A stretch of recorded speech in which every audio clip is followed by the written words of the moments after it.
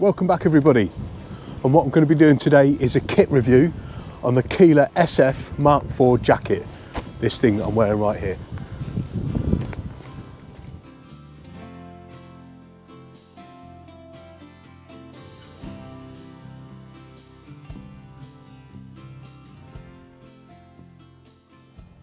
Okay then, so full transparency, I got actually sent this jacket to trial. I didn't pay for this jacket, but on the other side of that, I do have quite a bit of experience with Keela kit. I was issued the early version of this, I think the Mark I version of this, back when I was serving in the Pathfinders in DPM rather than MTP. And I've got a fair bit of use with that. So I use that quite a bit on exercises and operations overseas. So I'm quite happy to kind of put my name and stake my reputation on this kit because I've used it in adverse conditions and I know it works. So this jacket here then, this is Keela's current sort of flagship waterproof jacket.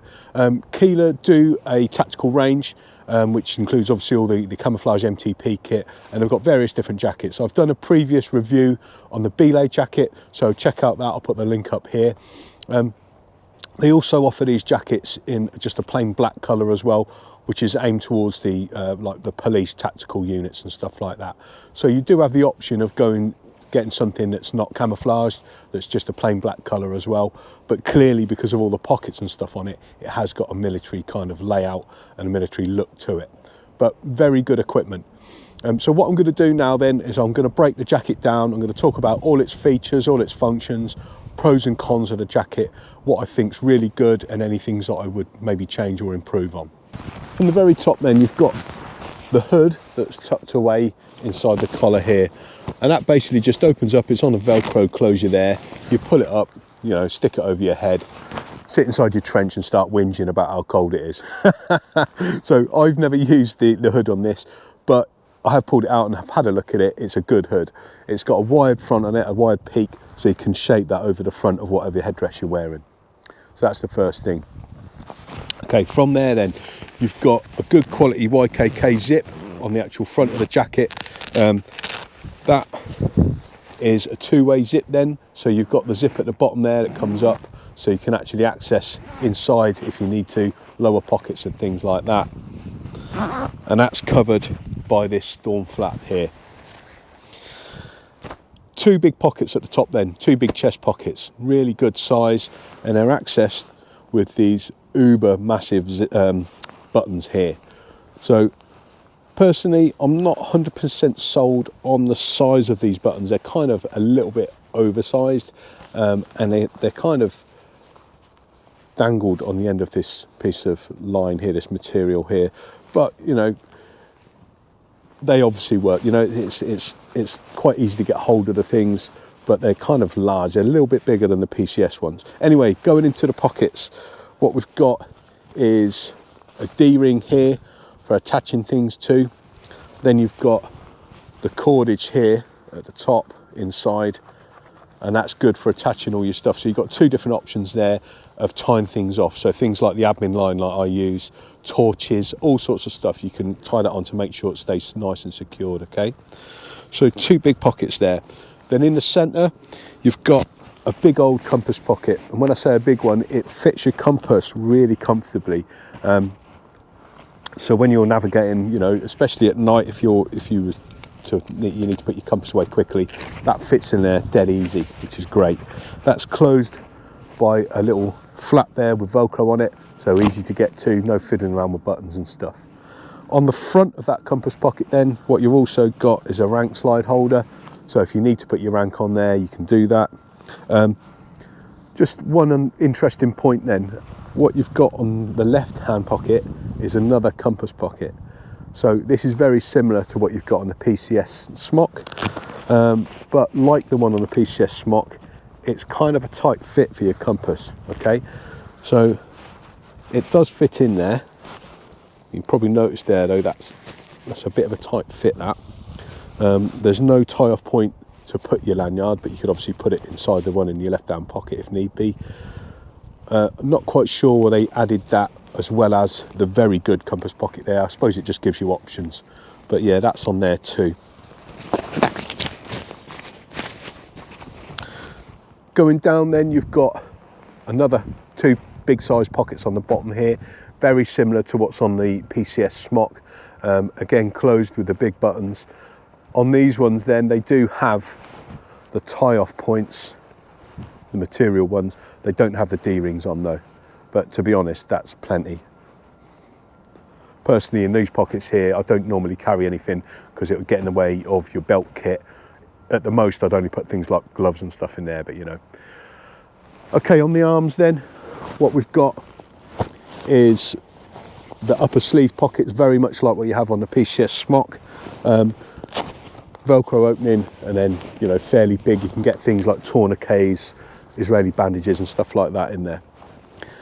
On the outside of them, again, very much like a PCS smock, you've got a blanking plate that you can attach your, you know, whatever you need to, your unit patches or whatever.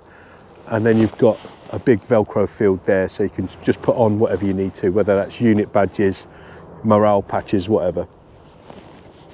And that's mirrored on both sides. On the back side of the sleeves then, what you've got is this toughened section here, this Cordura panel, which is great for protecting the elbows, okay? So if you are crawling around, you know, doing the section attacks or whatever, then that's going to definitely give your protection to your arms there, which is, you know, it's the place where it's going to get torn up a little bit when you're cutting around. At the bottom of those panels then, you've got a Velcro opening just under there. So if need be, you can add pads that will give you even more protection on the bottom there. Possibly a little bit overkill for a waterproof jacket, but you know, it gives you options. Underneath the arms then, you've got the pit zips, okay? As you can see there, I can reach that no problem. It's not like some of them that are really awkward to get to, and that opens up all the way basically to my hip. So that's going to give you a very, very good bit of ventilation if required, okay? You can notice there then that I can zip that back up, no dramas too. All right, that's closed with Velcro as well, with a storm flap to make sure it stays out of the way. So that's the outside of the jacket covered. Then what I'm going to do now then is I'll go into the inside. So when you open up the main flap here then, what you've got is a pocket on the left hand side, so I can get my hand in there, and what I'll show you then is this fits quite easily a full size map. So I've got a 1 in 25,000 scale map in there, in a normal sort of A4 size map case, and that fits in there no problem. The only thing I'd say about that pocket then is it doesn't feature any kind of tie-off point, which I find a little bit strange seeing as all the other pockets have got them on, and yet one that's perfect for a map doesn't have one on. But you know, apart from that, it's a great pocket. Right here then, what you've got is a little pen holder, and personally I wouldn't use that because, you know, you go to take cover and that's going to get broken probably, but for something like a range day or something, that would work quite well. So it's just another option. Opening up the jacket then, what we've got on this side is another pocket. All right, so that zips open like so, you get your hand in there, and again, that's pretty big. That could easily fit quite a good sized notebook in there, and you could use it for stuff like your valuables, you know, your wallet, your keys, stuff like that. Got gooks on the wire right here. So the jacket's quite generously cut. I'll talk about that a bit more in the sizing, so you can actually fit all your sort of underlayers on. So if it was really cold, as well as hammer it down with rain, you've got the option of putting your warm layers underneath too. And you can probably notice as well, it's cut quite long too. So you can see there, that totally covers my backside. So when you're sitting down, you're not going to get a wet backside. At the bottom then, you've got cinches at the bottom with cords, so you can cinch that in to help keep the warmth in on your jacket.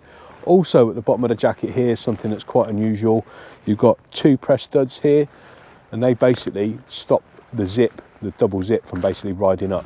Okay, so if you're kneeling down all the time, as you do when you take a knee, when you stop, that could potentially make the zip rise up, so that will stop the jacket from kind of opening up as you're moving about. So what are we talking about now then is the actual type of material this uses. So Keela have got their own proprietary system, and it's called System Dual Protection. So what it's got 2 layers within that waterproof membrane, okay? What that does is it manages the condensation inside the jacket and it stops you from getting wet. And obviously, because it's got those 2 layers, it then gives you more protection from the elements as well. And as I mentioned a minute ago, you know, going away on my SEER course when I was out in the wilderness for that time, it worked really, really well. And even though it is kind of slightly of a heavier jacket, it did tend to dry out really quick. So I think that system that they've got there at Keela works really, really well. Right then, so one word here about the sizing of the jacket, right? So I normally go for an XL when it comes to jackets, okay? So my standard is XL no matter what sort of make I go for. However, these jackets are made to be oversized, so the whole idea of these is so that they can be worn over other layers like warm kit and stuff like that. Now I'm wearing a large jacket at the moment, and this is actually slightly big on me, okay? So I could definitely wear layers underneath this. So what I would say is, you know, depending on how you want to use it, I'd always go for a size lower than what you normally get, because they are definitely oversized, which is a good thing. But what you don't want to be doing is getting a jacket that just drowns you, and you know, you find that I'm going to have to get this exchanged. So one of the slight downsides to this jacket then is because of all the features, the pockets and stuff like that on it, and the fact that it's got that dual layer in it in the system, the protection that it offers, is the bulk of it. So it's a little bit bigger than some of the other waterproof jackets out there. So just to demonstrate it then, I've put this inside an Osprey 6-litre dry bag, and that's how big it packs down to. You could probably compress it a little bit more if you had an actual compression sack. But yeah, that's how big it packs down to. So not enormous, but you know, not tiny either. So that's kind of the size there. Pros and cons of the jacket then. So firstly, the pros. First thing is protection. This jacket gives you absolutely first-rate protection from the elements. Whether that's rain, snow, wind, it will keep it off you. It's really, really good. And I've got personal experience of that. I've used it loads of times in lots of environments, and it's absolutely awesome at keeping you dry. So that's what you want out of a waterproof jacket, isn't it? Second one is the load carriage and the pocket layout on this jacket. It's absolutely amazing. For a waterproof jacket, I've never known this sort of level of pockets, you know, load carriage. It's just amazing. So most waterproof jackets kind of go a little bit, you know, token effort on some of the pockets. Like for example, the British issue one, it's really hasn't got many pockets at all, has it? It's really minimal. Whereas this, you know, this is pretty much the same as a smock. You can get all your stuff that you need to get in your pockets at all times, which is great. It's a really good option. Third thing then, third pro is the quality. The quality on this jacket is absolutely second to none. It's really, really good. And again, I've used these jackets in really testing hostile environments. Never had a problem with them at all. The quality is just amazing. All the components like the YKK zips, the stitching, everything is just second to none. So definitely can't fault the quality. Okay, going into the cons then. First one I'd say is the weight. So it's not a light jacket. It's about 1 kilo, so around about 2.2 pounds, but that's as a result of the fact that it's got all these features and pockets and everything on it, and it's got that dual layer protection. So that is, you know, that's the trade-off you're going to get. Second one is the size of it. It doesn't fold down uber small, and I mean, it's not massive, but it fits down into the dry bag I showed, the 6-litre dry bag. So, you know, it's not tiny, but it's not too bad. But yeah, it's not as small as some of the jackets you can get out there. Third thing is the price then. So it's not super cheap. On the Keela website, it goes for, I think it's £235, something like that. But you can definitely get it cheaper than that. I know, for example, in Combat Cellar in Northampton, they sell it for £209.95, so just about £210 basically. So not super cheap, but you know, compare that to things like Arc'teryx and stuff. It's, you know, the third of the price, isn't it, if that? So, but for the, you know, for what you're getting, it's pretty good, I think. You know, you're only going to buy it once, and it's pretty much going to last you for the rest of your career. Last thing I'll say then, just a fairly minor thing on the cons, is the buttons. I'm not 100% sold on these buttons. These are absolutely massive, these buttons. They're bigger than the ones on the British issue jackets. And also, one other kind of fairly strange thing, I don't understand quite why they have this quite a long piece of material they're sewn to, because they kind of make the buttons dangle like that. So for a button that's supposed to be easy to use with gloved hands, you've kind of got to fiddle around with it a little bit before you can get it into the hole, but just a very minor thing really. Okay then, so all in all, my conclusion on this jacket then, I think this is an absolutely fantastic jacket for military use. They don't do this jacket in civilian colours, blues, reds and all that, but then again, Keela have got their own civilian range to cater for that side of things. But this is an absolutely great jacket for use for military and police units, tactical units and stuff like that.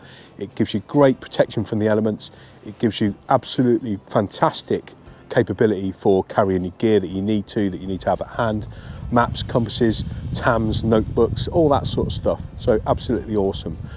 I'll put the link in the description below for Keela where you can find this jacket, and also to where I got this jacket given to me in Combat Cellar, Northampton.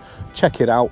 If anybody's got any experience using this jacket, and I know a lot of people within the British military actually do buy these jackets, have a little chat about it below, put your comments, anything you've found with the jacket, whether it's good or bad, you know, let me know what your experience is with the jacket.